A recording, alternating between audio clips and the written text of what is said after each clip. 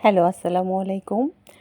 আমরা আ বেসরকারি স্কুল বৃত্তি পরীক্ষার কক্ষ পরিদর্শক ছিলাম। তো সেখান থেকে কিছু টাকা পেয়েছি। এইটা দিয়ে আমরা কলিগরা মিলে সবাই খেতে গিয়েছিলাম বনলতাতে। তো আসলে ওখানে খাওয়াটা মেইন না। আমরা একটা উপলক্ষ জাস্ট আড্ডা দেওয়া। সবাই একসাথে খুব মজা করেছি ওখানে। আমরা আ কলিগসরা মিলে যে যার মতো মজা করছিলাম। তো ওখানে গিয়ে এটা আমাদের আ ম্যাডাম নাসিমা মিস, ওনার অনেক বয়স হয়ে গিয়েছে কিন্তু উনি অনেক জলি মাইন্ডের। ওনার ছেলেরা অনেক বড়, বড়।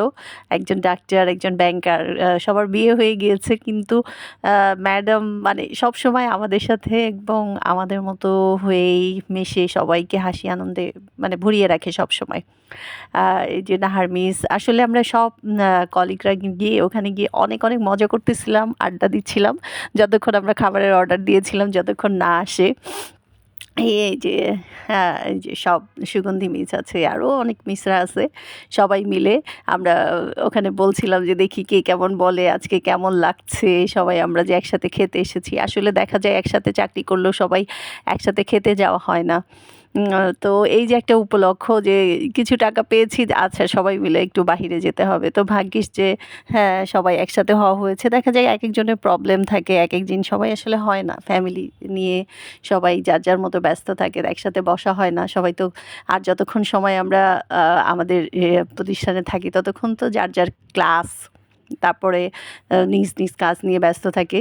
তো এভাবে আড্ডা দেওয়া হয় না। তো এটা উপলক্ষে আমাদের একটা ভালো আড্ডা দেওয়াও হয়েছে এবং আ খাওয়া-দাওয়া তো সময় কাটানো সবকিছু হয়েছে। খুব ভালো লেগেছে। সবার প্রাণ খুলে হাসাহাসি করছিলাম, অনেক মজা করছিলাম। তো তারপরে আ আমাদের ১ম এ আমরা একটু স্যুপের অর্ডার দিয়েছি। তো আমরা এই স্যুপ চলে আসছে। স্যুপ আসার পরে আমরা স্যুপ খাবো। যেহেতু আমরা একেবারে লাঞ্চের টাইমে গিয়েছি, তারপরেই লাঞ্চ করব।